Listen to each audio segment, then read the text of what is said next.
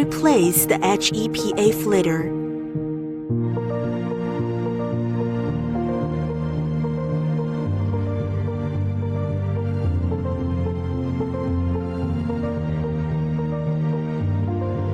We recommend that HEPA filter should be changed every 1500 hours.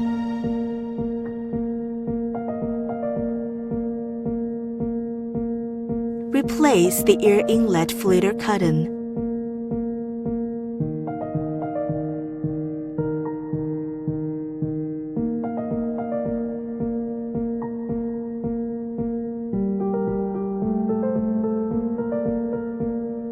Air inlet filter cotton should be cleaned about every 100 hours. Can be reused after cleaning.